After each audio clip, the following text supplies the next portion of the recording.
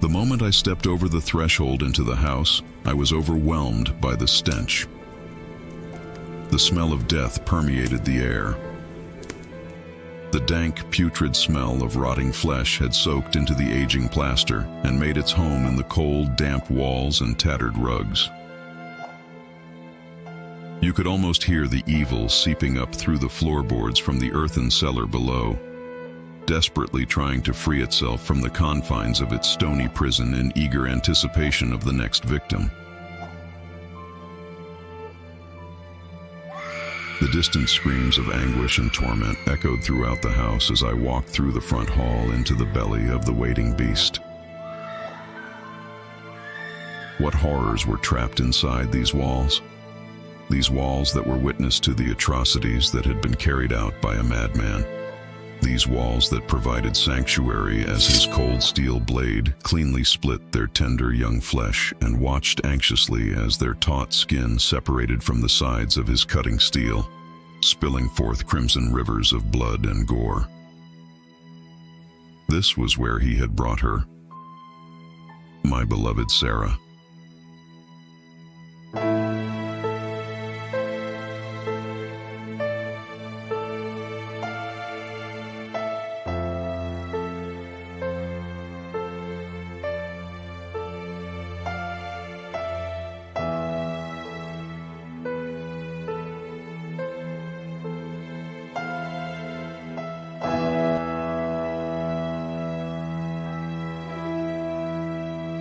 The abandoned house stood isolated from the rest of the town on a forgotten lot by the Blackstone River.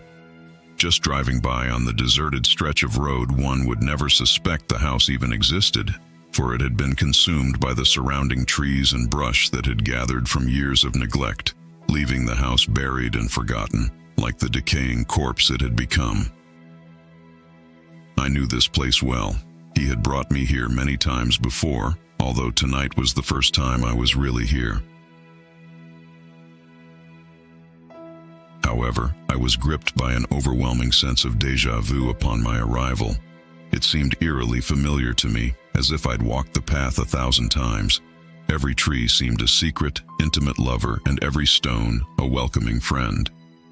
I could only assume that his vivid descriptions from one of our many conversations had manifested itself in my mind's eye. What other explanation could there be?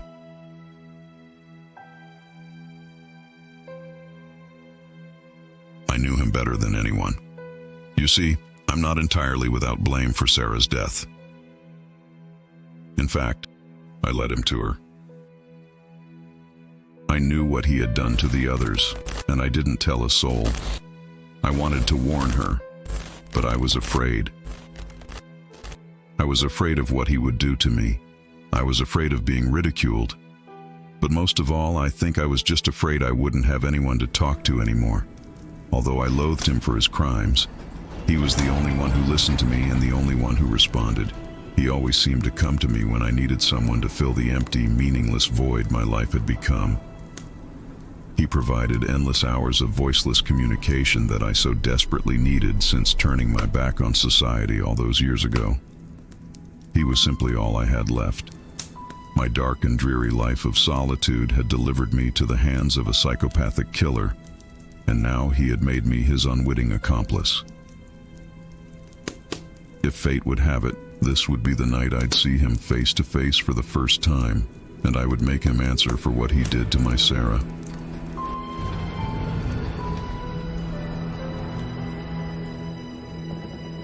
The house was exactly as he had described it to me. In the entrance to the living room to my right, a spiral staircase led upwards to the second-floor bedrooms. Looking up from where I was standing, a balcony overlooked the living room and foyer. Beyond the balustrade, the fading autumn sun peeked through the broken windows of one of the many upstairs bedrooms. I couldn't muster the courage to enter the living room. My feet turned to lead, and a cold, vice-like grip seized my rib cage, restricting the expansion of my lungs. I fumbled for the small disposable lighter in the front pocket of my jeans. The house had no electricity, and the final rays of the waning sunlight would soon dissipate and leave me engulfed in darkness. That's what it wanted. that's when it came to life. I stood frozen in the foyer. I had come this far, and I knew I owed it to my love to stop this madman. But I kept replaying the horrendous visions of his macabre acts over and over in my mind. He was proud of his work. He described it to me impeccably, relishing every detail as if he were reliving the excitement and passion he felt as he ripped through their flesh and watched until the final breath slowly expelled from their curling lips. It had become a sort of ritual for him, a cleansing, if you will, to recount his gruesome tales to me. Sad though it seems, I was compelled to listen. I was riveted by his every word, yet revolted by what they conveyed.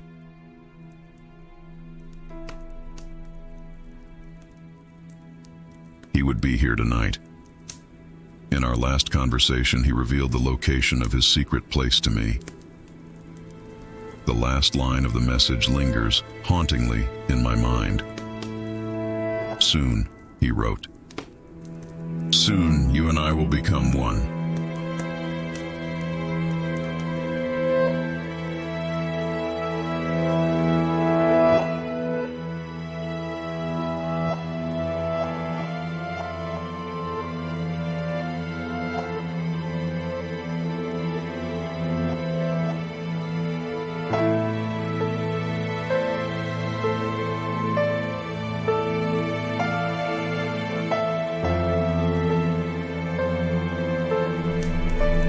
I don't know how long I stood in the foyer before finding the courage to continue. The minutes seemed to melt into hours. My momentary paralysis was broken by the sight of a lantern resting on the mantel across the vast living room floor. I walked briskly across the ancient, creaking floorboards to where the lantern rested, dodging randomly placed pieces of furniture scattered along my path. I lit the wick with my lighter and replaced the glass chimney. The room came to life with ghostly shadows cast by the glow of the small, amber flame.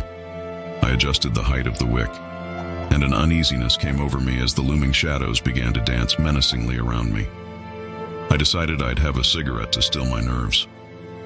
He wouldn't be here until well after dark, and I needed complete control of my senses if I were to confront him.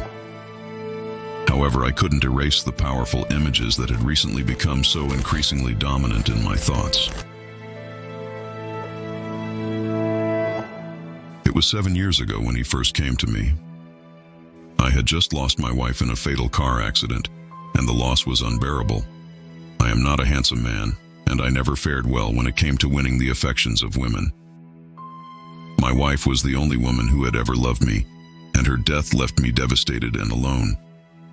I feared I would never find another woman gracious enough to spend her life with me, and I would face the rest of mine alone. I had become a recluse in the intervening months, withdrawing from the rest of the world to be alone with my sorrow and wrestle with my feelings of guilt. I held myself responsible for her death because I was the driver of the car in which she died. The solitude soon proved to be more than I could endure. My life had become a miserable existence, and at times it seemed I was teetering on the brink of madness. The internet proved to be my only means of escape. It allowed me to vent my frustrations without being probed by society's judging eyes. I wanted to confess my darkest secrets and be absolved of all my guilt. He was more than willing to lend me his ear. During my search, I discovered a site catering to persons who had recently experienced the loss of a loved one. That's where he found me. Or perhaps I found him, lurking in the shadows of an infinite, invisible realm. I now suppose he was there searching for his next victim, like a maniacal hunter preying on the weakest members of the herd. Maybe that's what drew him to me, my weakness. He called himself Cain. He was the only one I ever told about my wife's infidelity. He seemed genuinely concerned about my state of mind and sympathetic to what she had put me through before her death. He was willing to listen, and that's what I needed during that dark time in my life. I told him everything. I told him how my marriage had been deteriorating in the months before the accident, and about the humiliation I felt when I discovered she had been sleeping with another man. I told him how fearful I was that she would leave me for this other man, and how filled with hatred and disgust I had become at the thought of her betrayal. I told him the darkest secrets that dwelled in the depths of my tortured soul, and he wanted more. "I want to hear about your wife's death," he demanded. "How did it happen? I want you to tell me everything." At first I thought it rude of him to ask. It wasn't something that I felt comfortable talking about, and I had never spoken of the events that happened that night to anyone. But I had shared all of my other secrets with him, and this seemed like the time to unload the burden that had been wearing me down for so long. I had never confronted my wife with my knowledge of her infidelity, I began reluctantly. I was never very good with confrontations, and I figured if it ever came out in the open, she would just leave me sooner.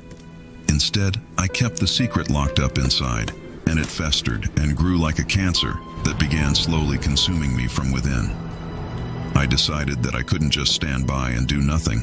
I had to do something to save my marriage, so I planned a weekend getaway for the two of us, so we could spend some time alone. I thought if I showed her how much she still meant to me, then maybe I could win her back from her lover without the struggles and quarreling that bring so many marriages to a bitter end. I went to great lengths to plan things out. I wanted everything to be perfect, but we arrived at I-95 at the tail end of rush hour, and the traffic was still at a crawl, so I continued driving late into the night to make up for the lost time. It was a long trip, and despite her goading and prodding, I refused to pull over and get some rest. I became exhausted and fell asleep at the wheel. The car sped off the expressway and tumbled down an embankment.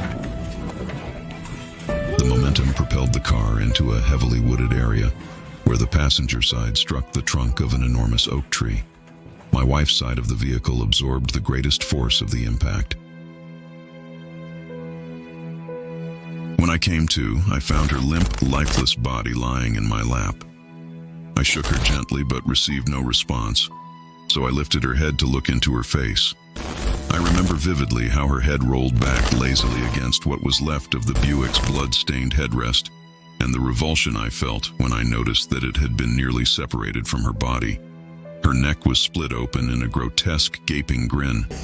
I gently laid her head down and screamed. I screamed until the world went black and slowly slipped away from me.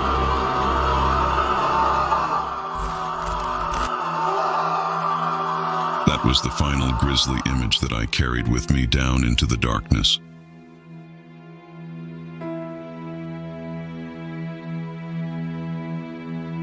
I awaited his response eagerly. However, what I received was not one of remorse or pity, but of anger and disbelief. "I can't believe you're harboring any feelings of guilt after what she did to you," he said sternly. "She betrayed you in the most egregious way a woman can. You can't tell me that you don't feel some kind of satisfaction for the fate that befell her, after the pain and humiliation that she put you through. You know deep down that your love for her would have never been the same. She was the guilty one. She destroyed your marriage, she destroyed your trust, and she murdered your very spirit. She got exactly what was coming to her. Tell me I'm wrong." Admittedly, I was taken aback by his response, but I couldn't deny that there was some truth in his words. My wife's infidelity had been an emasculating experience for me. Deep down in the darkest recesses of my vengeful soul, I sometimes found myself thinking that justice had been done. "All women are the same, my friend," he continued. "They have no souls. They only want to be desired. And one man's desire is never enough. Damn them all," he said. "Damn them all to hell." And as our conversation continued into the deepest hours of the night, I began to feel as strongly as he for the injustice that had been done to me. And while the darkness slowly gave way to the first light of early morning, I began to share his views on the deteriorating morality of women. But that was before Sarah came into my life.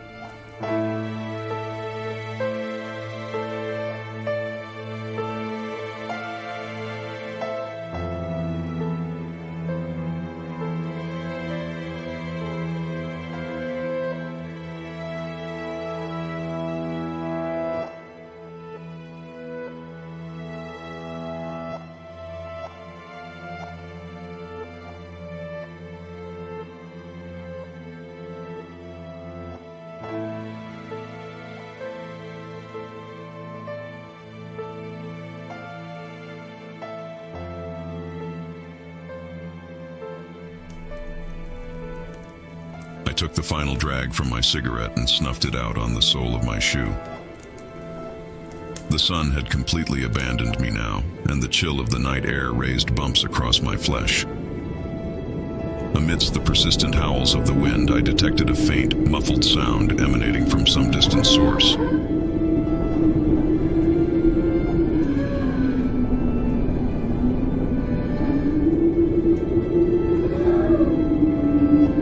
It resembled the cry of an animal, possibly a stray dog or coyote, but I couldn't be sure. The sound was barely audible against the droning of the wind that whistled through the busted windows, rising and falling at odd intervals.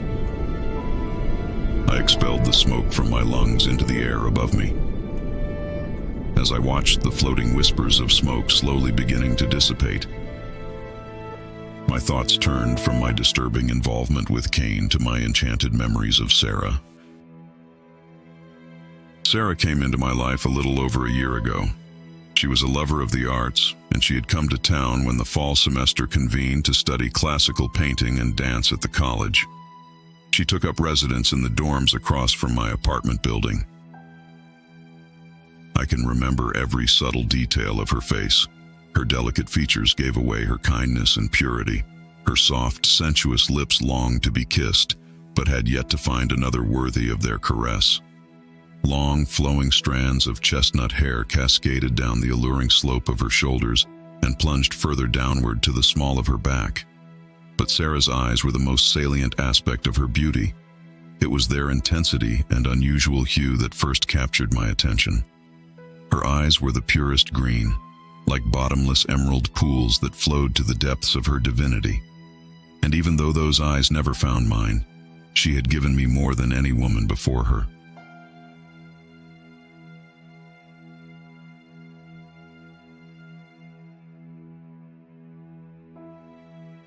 Sometimes I watched her for hours from my front window as she lay in bed with her long, slender legs draped elegantly across the white satin sheets, an open book cradled in her hands. Some nights she spent hours poised in front of a canvas, painting, and I marveled at the beauty and grace of her movements. I couldn't turn away until I had memorized every contour of her face and every curve of her body, so I could carry her with me until the next time her heavenly image graced my waiting eyes.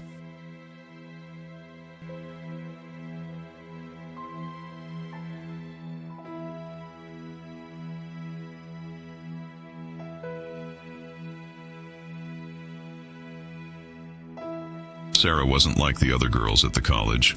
While the majority of the female students wandered the streets in the evenings, staggering from bar to bar, polluting their bodies with foul chemicals and intoxicants, she chose to remain in her room alone, studying.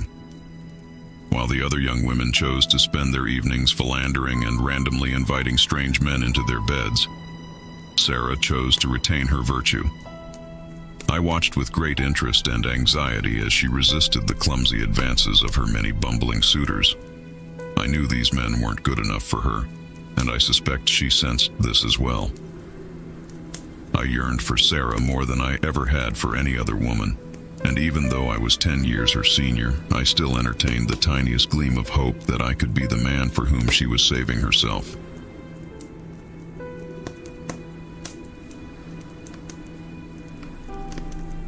My growing infatuation with Sarah instilled me with the courage to leave the confines of my apartment and ease my way back into society.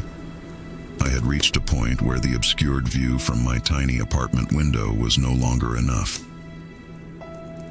I longed to be near her, so I followed her.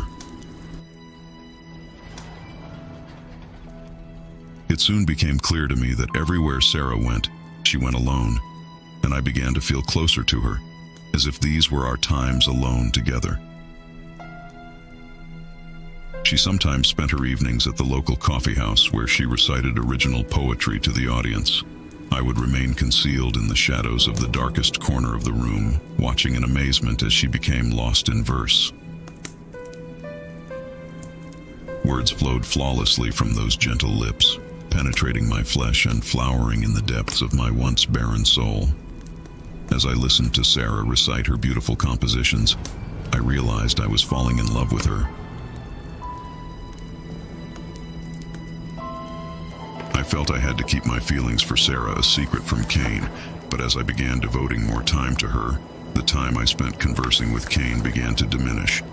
Her very existence had allowed me to see life from a new perspective, one that contradicted everything Kane believed.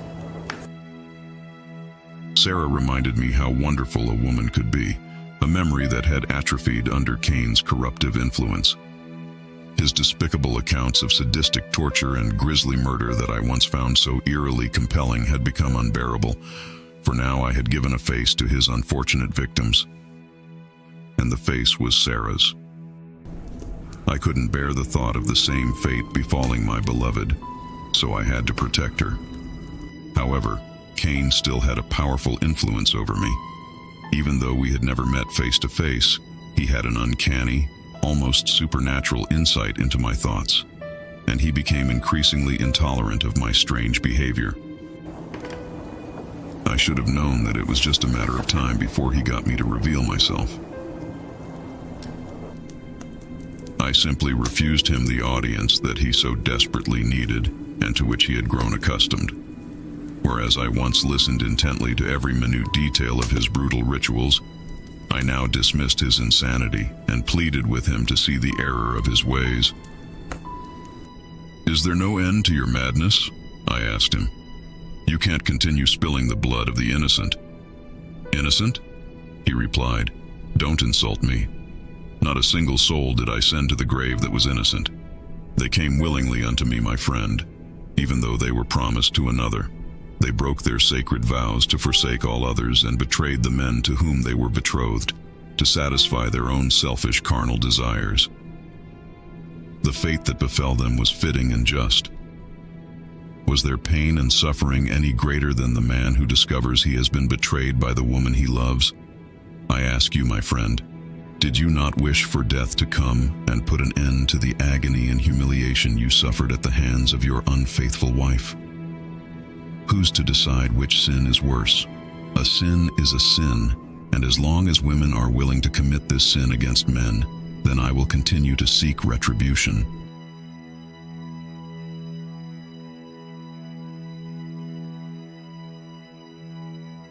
I gazed hypnotically into the lantern's small, luminous flame. I suddenly realized that Kane had manipulated me once again. He got me to tell him about my wife's death, and he eventually got me to reveal my feelings for Sarah.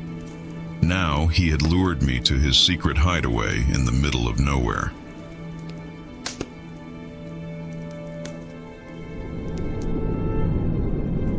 Outside, the winds continued to assault the battered walls of the ancient house with malevolent force.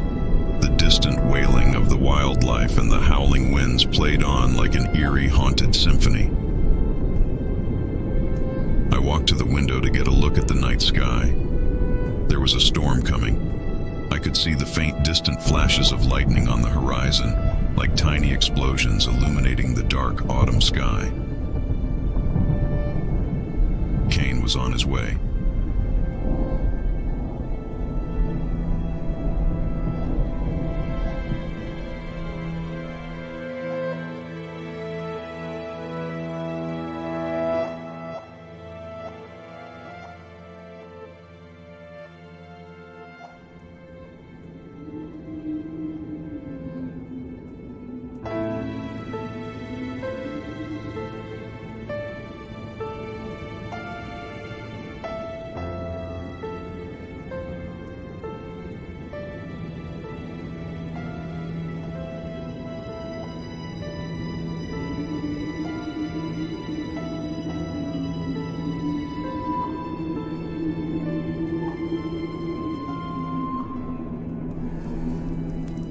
Something strange about the howling outside made me uneasy.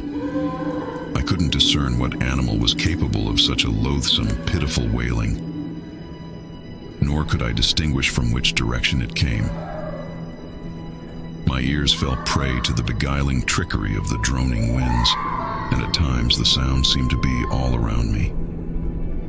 What disturbed me most was the eerie familiarity of those forlorn cries. Something buried beneath the clamor of the approaching storm haunted me, but I pushed it to the periphery of my awareness, for other concerns weighed heavily on my mind. I stared out the window, watching the barren autumn trees battling to stay erect against the angry force of the assaulting winds. Their naked limbs flailed frantically as they struggled to remain erect in the midst of the onslaught. I was startled by the initial droplets of rain splashing violently against the window pane. But what I saw wasn't water. What I saw was blood. The same splatters of blood I had seen in my head 1,000 times while listening to his gruesome tales. "How did you come to be the monster you are?" I asked him in one of our final conversations. "We all have our demons, my friend," he replied. "You have yours, and I have mine. We are not so different, you and I. I am nothing like you. Oh, on the contrary, you killed your wife, remember? I didn't kill her. It was an accident. My dear friend, there are no accidents. Surely you won't try to deny now what you revealed to me when first we spoke. You admitted freely that you found no sorrow in her demise, and in fact, that you even wished her dead. It's all right. I don't blame you for your murderous hatred, and neither would any man worth his salt." There was a long pause before he continued, as if he were waiting for me to refute what was just said. For some reason unknown to me, I didn't. I just sat there dumbfounded until he broke the awkward silence. "Do you really want to know what it was that forced my hand to murder?" "Yes," I replied. And again there was a pause, like he was collecting himself. "I too once foolishly gave my heart to a woman as you did. I stood in front of her God and her family, and I pledged my undying love and loyalty. I slipped a gold ring on her finger as a symbol of that love, and I swore to honor and cherish her till death do us part, and she promised these same things to me in return. I was an honorable and faithful husband. Never once did I stray from my vows. I worked hard to give her everything she wanted. And do you know how she repaid me while I spent those long hours working to give her a better life? She invited another man into my house, into the sanctity of my bed, the same bed where we slept and consummated our marriage. The same sheets I wrapped around my weary body after a hard day of work were soiled with the sweat of another man's passion.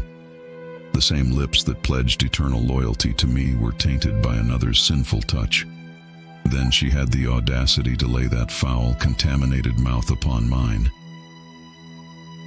I am no stranger to the pain and suffering caused by a woman's betrayal, my friend. I have endured the same humiliation as you. I just chose to confront it like a man, rather than cowering and holding it inside. It was at that moment the demons found me, and they wouldn't give me peace until they were appeased." Again, there was a significant pause before he continued. "I decided to take her for a little ride." I waited for him to elaborate further on his method, but only silence ensued. This wasn't like him. Cain was always so enthusiastic and meticulous in his descriptions, and he was seldom at a loss for words. This was a very traumatic memory for him. From his reluctance to continue, it was clear that he still wasn't over the pain of his wife's betrayal.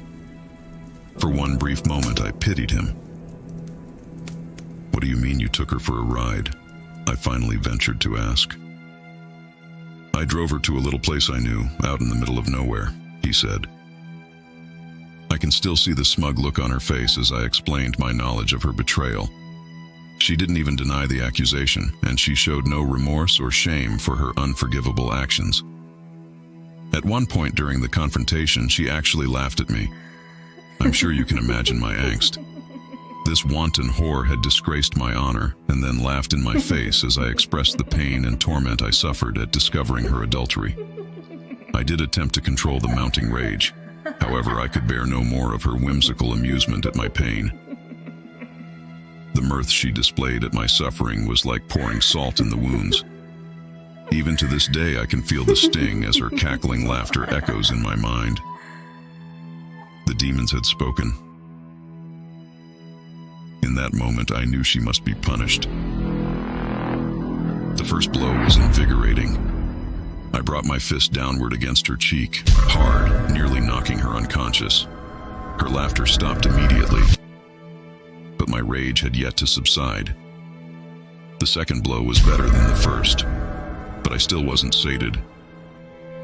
I began pummeling her repeatedly, expelling my rage and frustration with every blow, intoxicated by the feel of her delicate bones crushing under the force of my fist. But it wasn't enough.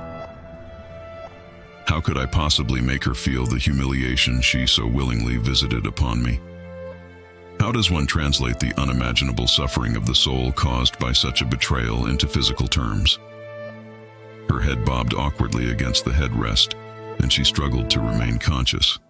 Her body battered and broken, and her face bruised and bloodied, did little to comfort me. I reached into the console for the hunting knife I kept for protection. I grabbed a handful of her blood-matted hair and pulled her head back. Her pulse thumped weakly beneath the flesh of her slender neck. I made sure she could see the razor-sharp edge coming towards her, and with one swift movement, I slit her throat. I remember the ecstasy I felt when the blade sliced cleanly into the flesh and opened her jugular. I remember the euphoria that overcame me as the warm rivulets of blood ejaculated forth with every beat of her black, dying heart. I rejoiced in her gurgled pleas for help, and watched with pleasure as the gushing streams turned to a trickle. I left her there to rot like the pig she was.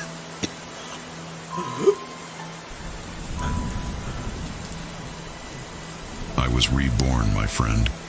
She made me what I am today, and I swear I will never again be the victim of a woman's treachery.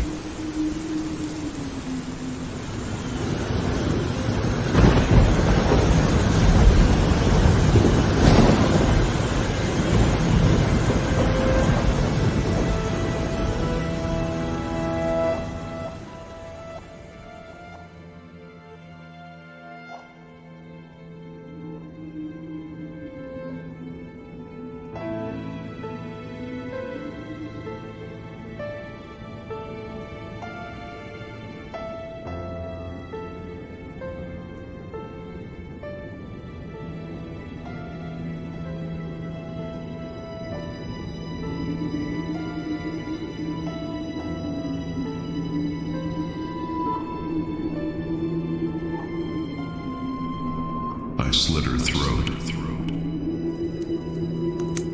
I stared in disbelief at the monitor, those troubling words reverberating through my consciousness. He patiently awaited my reply, but I was unable to respond. The strange similarity of our past experiences overwhelmed me. In all the time we had spent conversing, he had never revealed to me he was once married. Although I assumed his contempt for the fairer sex was attributed to something that happened in his past, I never dreamed that our lives were so intimately paralleled.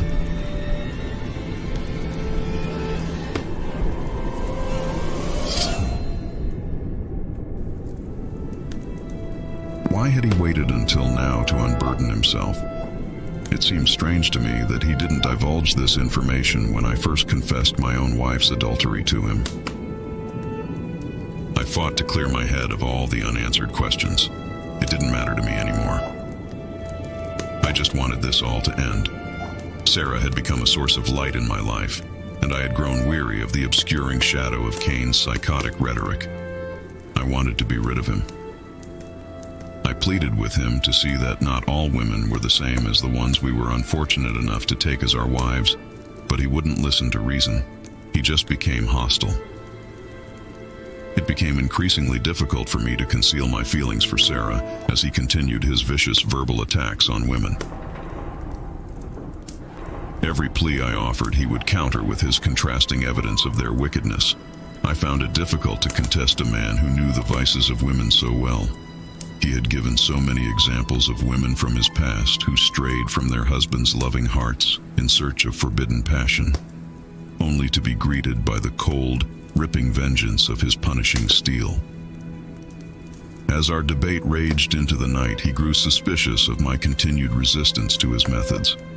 He knew I was hiding something, I was no match for his cunning, and I crumbled easily under his heavy influence. It was really quite ingenious the way he managed me. At times he seemed to be in complete control. He continually offered his victims immoral conduct as evidence to justify his murderous behavior, and I felt as if I needed to offer some hint of proof myself to counter these claims if I were to convince him of his madness. Sarah was my only evidence to the contrary. He provoked me intentionally to get at the core of my objection. I struggled to contain my secret amid the barrage of faceless victims that he heaped on my weary mind, but I could no longer resist my foolish romantic urge to defend her honor. "You are wrong, Cain," I shouted at him. "I have witnessed with my own eyes the very woman you claim cannot exist. She is kind and pure of heart, incapable of the deceit and treachery that you so arrogantly describe as a trait of all women. Her beauty is immeasurable. She is the very essence of divinity, the epitome of the ethereal feminine spirit that pervades every man's dreams." "Well then, my friend, I simply must meet this woman of whom you speak." "Never." I shuddered at the thought of this proposal. What had I done? I couldn't bear the thought of Sarah's luminous spirit being eclipsed by the presence of this mad man. "You stay away from her," I demanded. "I must see with my own eyes this divine creature, this woman of virtue who you claim to be the answer to every man's dreams. Surely you wouldn't deny me a chance to witness this indisputable evidence of the impossible? Let me look upon this woman and judge her purity with my own eyes." There was no end to his persistence. He left me no alternative. I had to sever all ties with him, for now that I had made my true feelings known, he wouldn't rest until he found her. If I prolonged this twisted relationship, it would only be a matter of time before he discovered her true identity. "You go to hell, Cain," I retorted in defiance. "I will no longer take part in this madness. Go back to the murky depths of the underworld from whence you came, and bother me no more."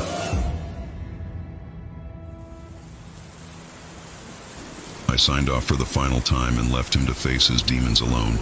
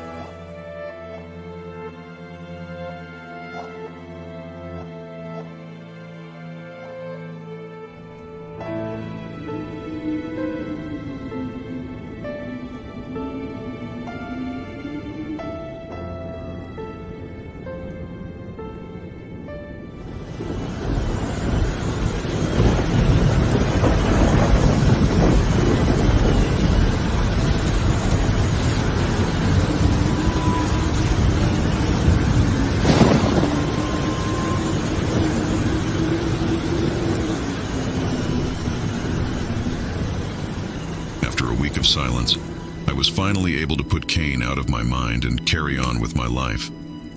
The holiday season was approaching, and a great sadness was growing in my heart, for I knew that Sarah would be returning home in the coming weeks to spend time with her family. I would not see her again until well after the new year. I watched her from my window that last night, as I did most nights, until she turned down the lights and abandoned me to the company of my troubled thoughts. I had grown accustomed to spending my evenings with Cain while Sarah slept, but now that I had chosen to part ways with him, I grew restless during the long, sleepless nights. The desolate silence of my empty home offered little comfort in my hour of need. What was to become of me when Sarah left for home? The thoughts of impending solitude pecked and clawed like hooked beaks and razor-sharp talons, ripping at my soul until I teetered on the brink of madness. I would be completely alone for the first time in years, and I found myself in desperate need of an escape. I fled the deafening silence of my four-walled hell for the comfort and clamor of the nearby tavern. I hoped I might find peace at the bottom of an empty bottle.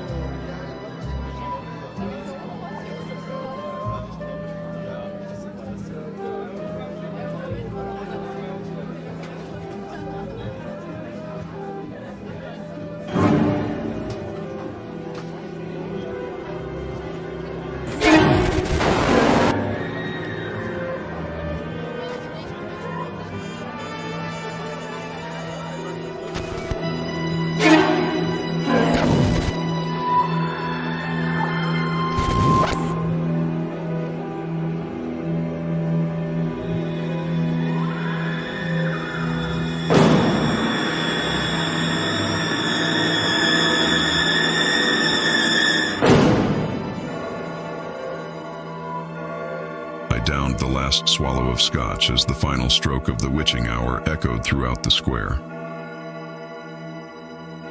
The walk home was long, and I fought to keep my balance against the effects of the liquor and the gusts of the cold night air.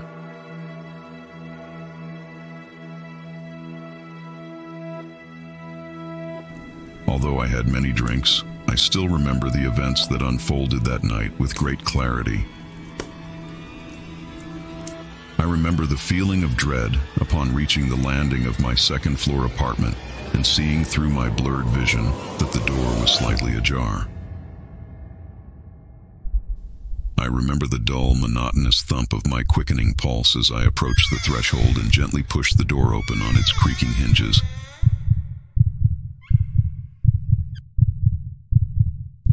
I entered cautiously and fumbled in the darkness for the light switch on the wall. My tiny one-bedroom apartment offered little refuge for anyone trying to remain concealed, but I remained trembling in the doorway until I was satisfied I was alone.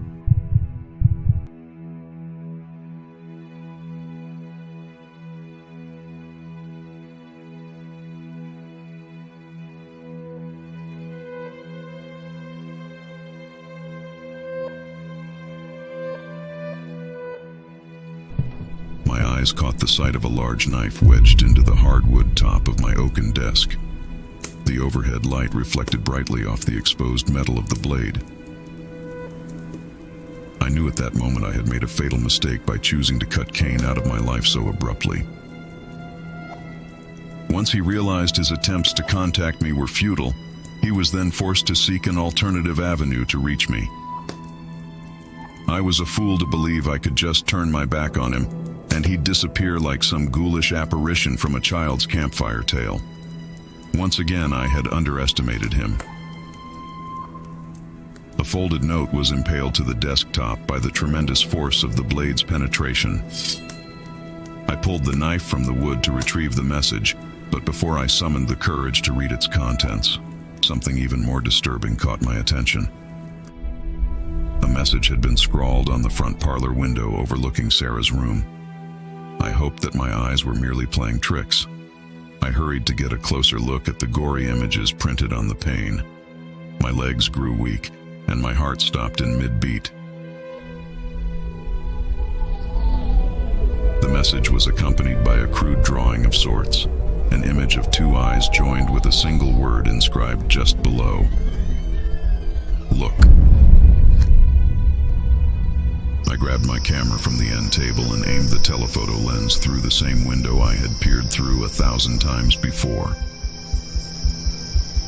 Only this time I did not find Sarah sleeping peacefully in her bed, as she was when last I saw her. She was nowhere to be found. It couldn't be, I assured myself. There is no way he could have found her. I was so careful. Try as I might to resist the truth, the message was now clear. Kane had taken her. A single bloodied handprint was etched upon the glass inside her window. There was no mistaking that he had found her. My weakened legs could no longer support the weight of my heavy heart. I fell to my knees, my eyes filled with tears of sorrow and rage. She was gone. My beloved Sarah was gone. I turned my attention back to the small piece of parchment held in my trembling hand. I unfolded the note slowly and read it through the tears that welled up in my eyes. I had failed her. My cowardice had condemned her to death. Kane's message was scrawled onto a piece of dried human flesh. His words were a testament to his omnipotent presence. I would never be free from his grasp. I stared in horror at the menacing text. You cannot escape fate.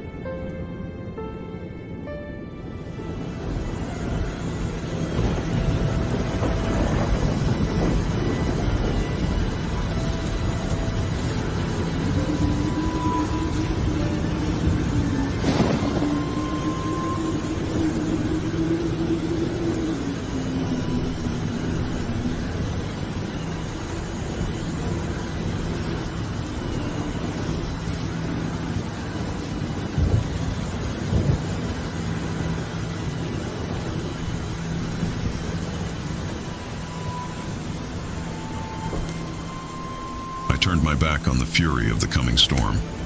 The delicate sound of distant thunder brought with it a strange comfort, as if it were coming to my rescue in this hour of need.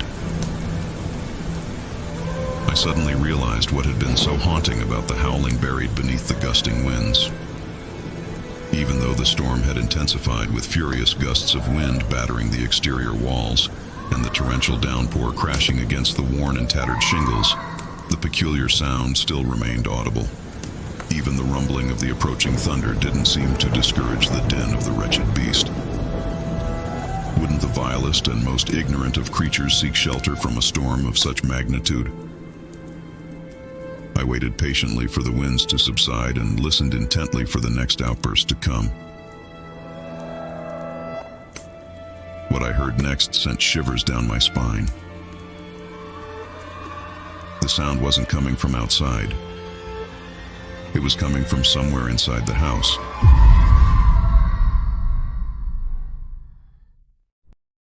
I grabbed the lantern and raced down the dimly lit corridor that attached the living room to the kitchen. The incessant howling slowly transformed to a hideous moan, growing louder with each closing step. I stopped in front of a door that stood just beyond the entrance to the kitchen. There was no mistaking the moaning was coming from somewhere beyond that door. I slowly reached out my hand and touched the knob. It was cold to the touch. My heart raced deep inside my chest.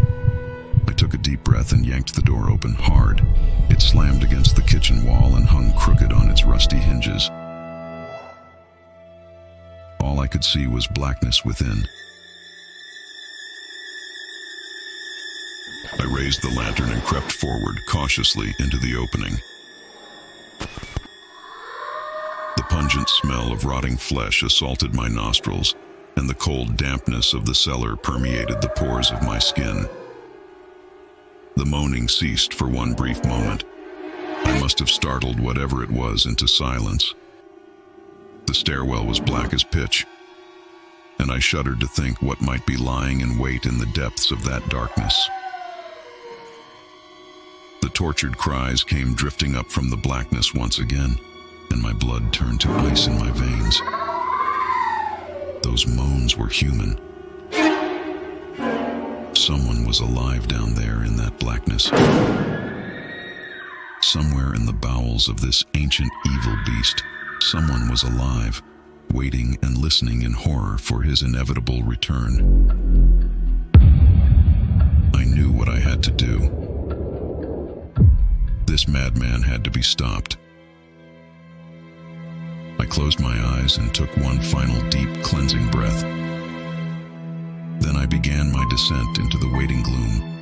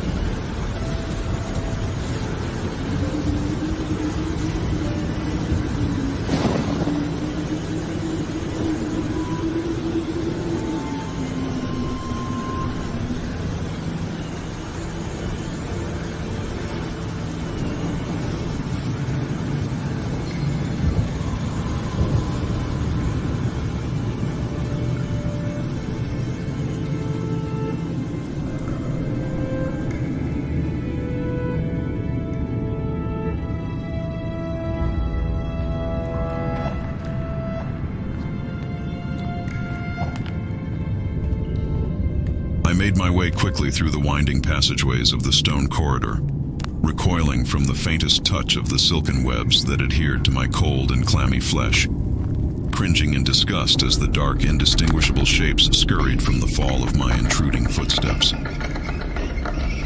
I was afraid to call out for fear that Cain was lurking ahead in the darkness, waiting to ambush me.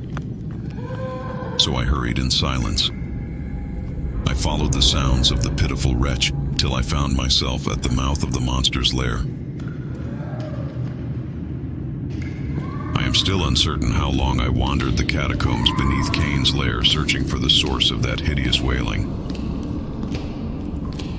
The flow of time ceased down there in the blackness, with only the light from the lantern swaying hypnotically in rhythm to my unsteady gait. I lost more than time. I began to lose all sense of self. As I made my way deeper into the darkness, I began to doubt my own existence, as if I were nothing more than a disembodied consciousness floating in the interminable abyss in want of a physical form.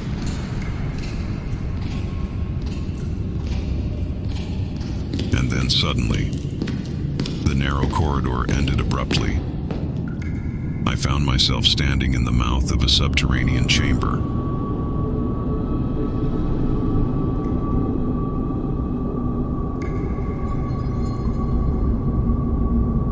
Cain's secret underground chamber.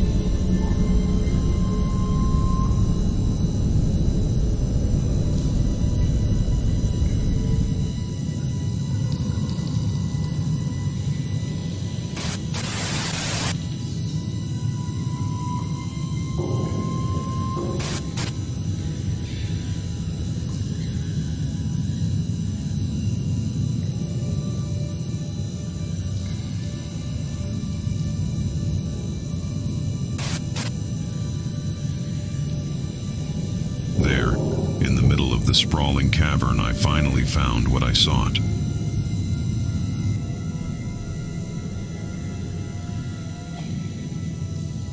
The girl was left shackled to a decrepit, rotting chair, alone in the darkness with her back to the chamber's entrance.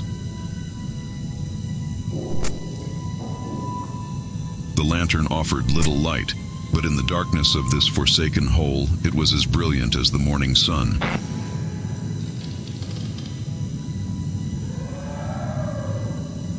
Her moaning turned to a sob as the first light from the small flame illuminated her surroundings, for she feared I was the monster coming to finish her. I slowly walked around the length of the chamber so I could look into her face, taking notice of the various implements of torture that hung against the cold, gray stone as I went. The earthen floor was infested with vermin that had come to feed on the meat of discarded human remains.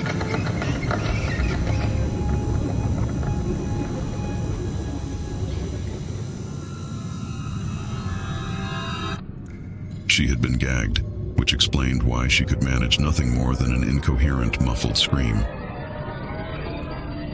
I approached her slowly to get a closer look at her condition. Her eyes had not yet adjusted to the brightness of the newly found light, and she writhed and squirmed in an effort to avoid contact with me. I offered some soothing words of comfort as I reached out to remove the hair from her bloodied face. I looked into her eyes. I couldn't believe what I saw. He had removed her eyelids and placed her in front of a full-length mirror, so that when the lights came up, she would be forced to witness the atrocity of her hideous disfigurement. This was Cain's ghoulish method of punishment for the women who had abused the power of their appearance. He hated that something so cruel and deceitful could remain hidden so easily behind a mask of perfection. He made it known to them that beauty was a temporal possession, and and should be revoked from the seductive influence of such foul temptresses. He wanted them to look on themselves as he viewed them, with the ugliness that dwelled in the pit of their squalid souls revealed once and for all.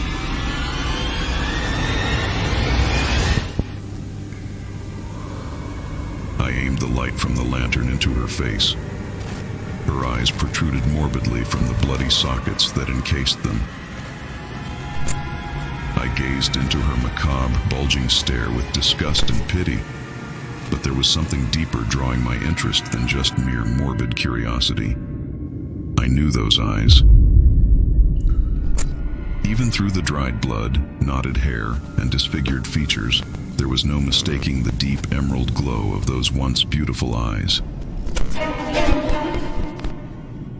What sacrilege!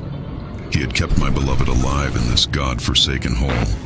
For a fortnight he had tortured and mutilated her like one of his filthy whores.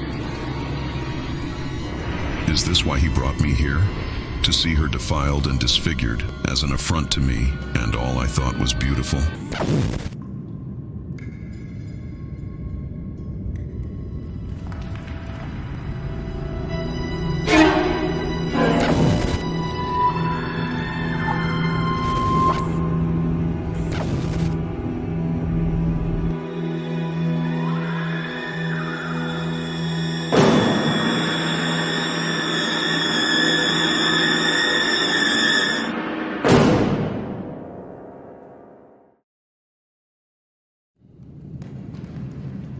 I had to get her out of here before he returned. I would seek my vengeance another time. I reached to remove the obstruction he had shoved in her mouth, but she recoiled from my touch. I assured her once again that I was here to help her, but she continued to resist. I finally managed to rip the gag free from her distorted lips. The stone room echoed with her screams of anguish. She yelled for me to keep away from her, and my heart filled with despair.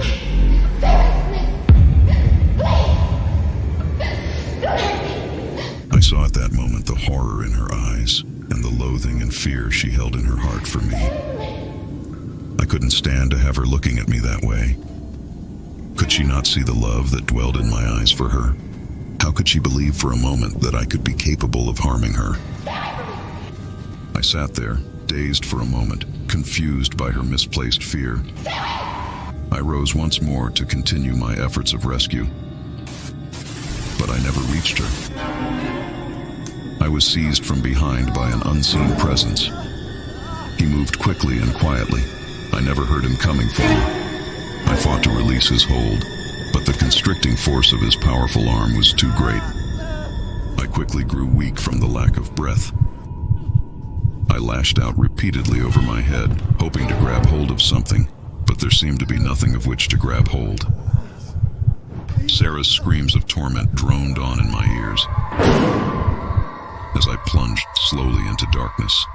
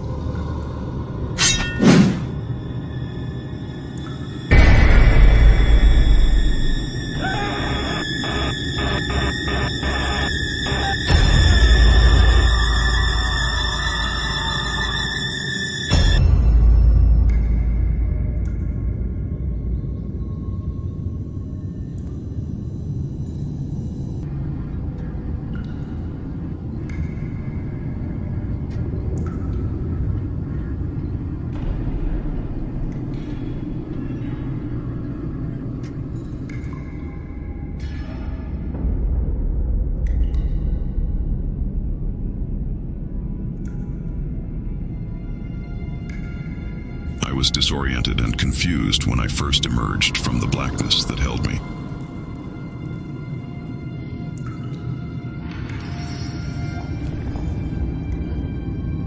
As I slowly regained consciousness, an unpleasant yet strangely familiar sensation struck me that I couldn't quite distinguish.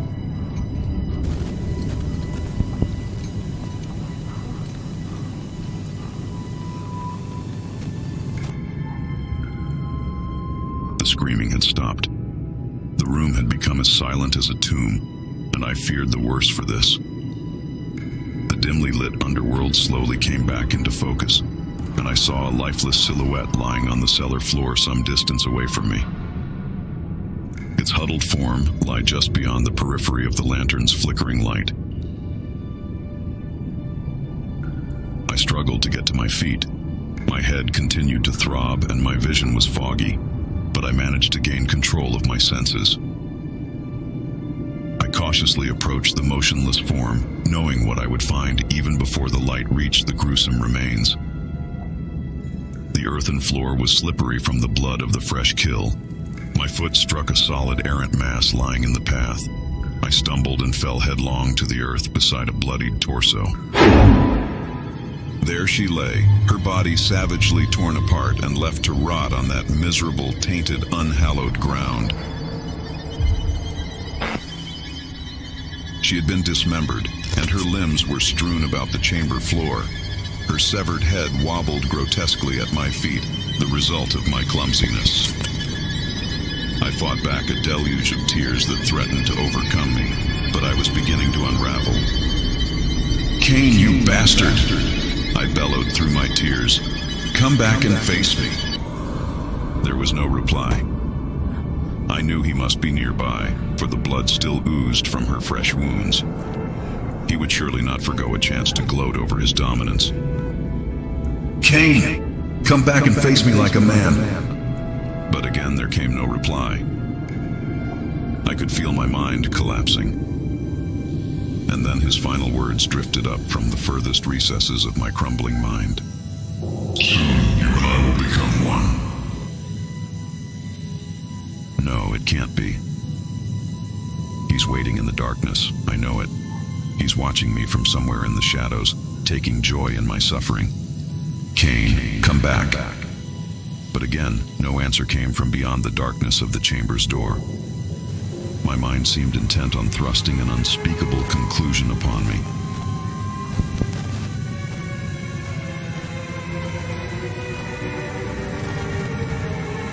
I tried desperately to suppress it. "Soon you and I will become one." "Cain!" I cried out again, desperate for any reply. I now hoped to see his ominous shadow emerge from the blackness of the cellar's gloom. This was a horror I would readily face over the unthinkable alternative.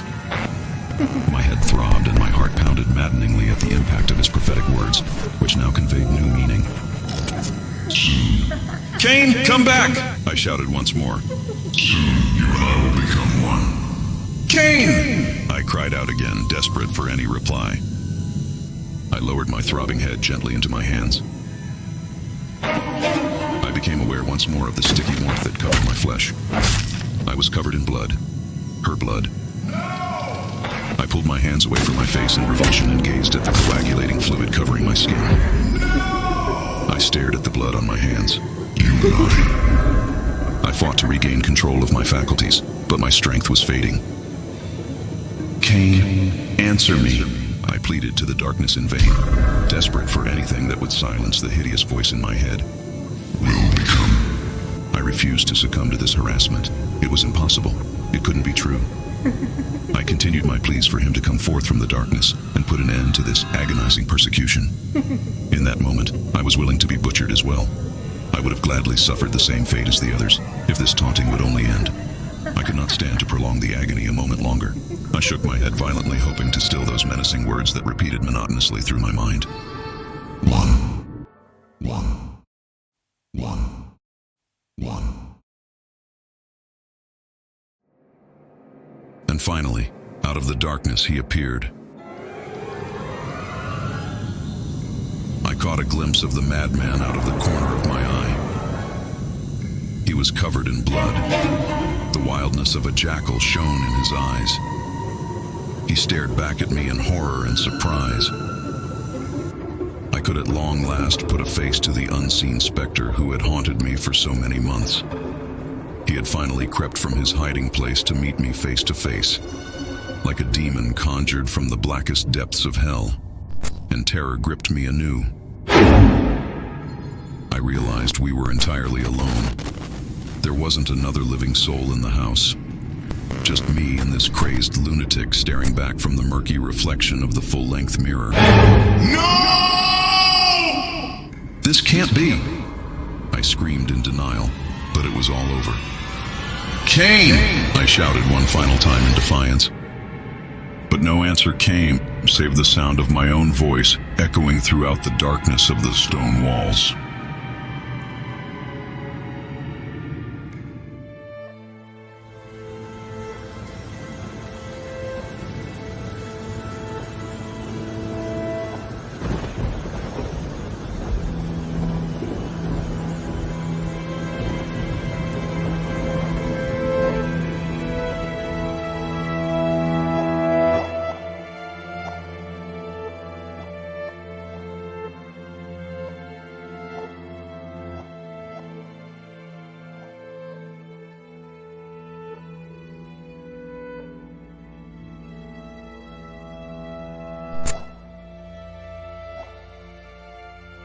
I must have been quite a sight when they found me wandering the old town road that next morning, a lonely, deranged man covered in blood, clinging to the severed head of his lost love.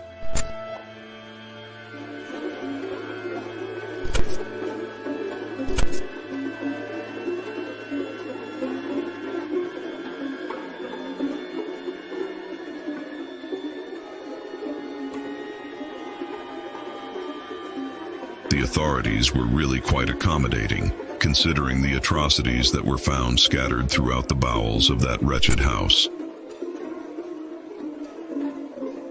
The number of bodies is yet to be determined.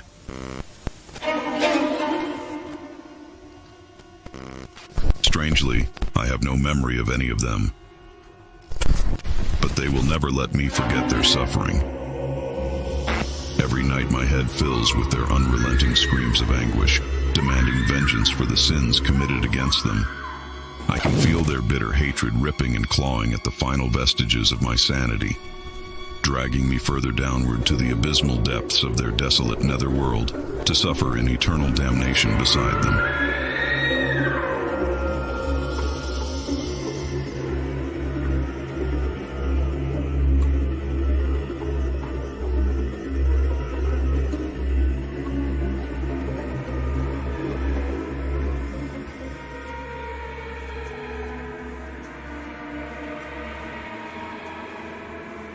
I'll be safe now. The morning has finally come, and the men in white coats have come to ease my suffering with soothing waves of liquid tranquility. One small prick of the syringe stills the voices, at least for a while. Sometimes I fear my mind may break before the gentle tide washes over me and carries me to the peaceful sanctuary of distant shores.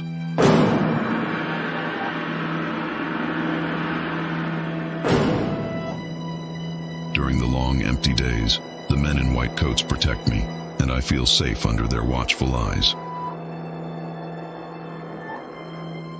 Most of my time is now spent in a four-walled room staring into nothing, while this cold, white purgatory robs my body of its remaining warmth.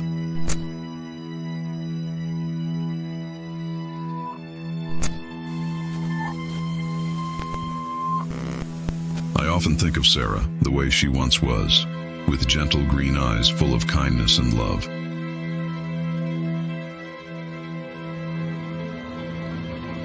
But my vision always ends the same, with her beauty and grace melting away to reveal that hideous, gaping stare.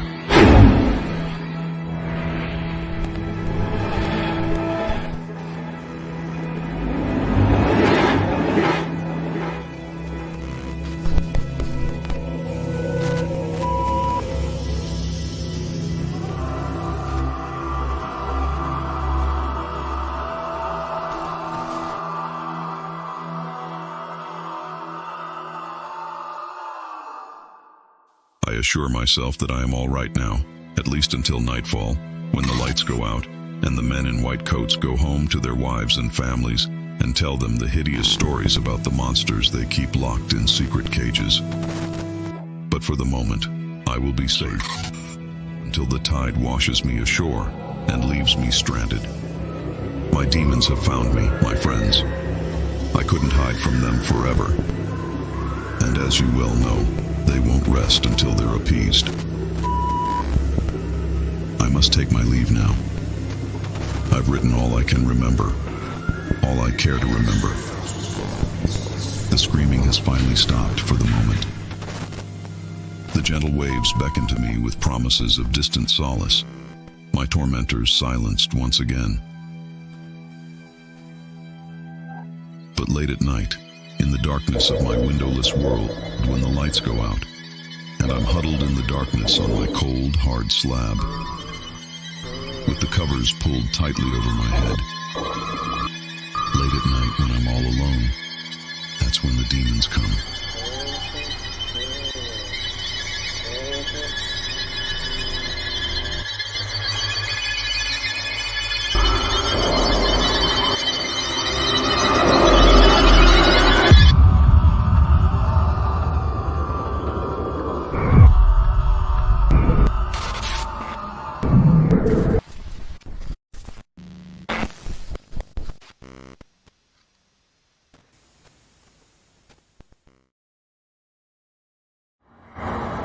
Funny how secrets travel on.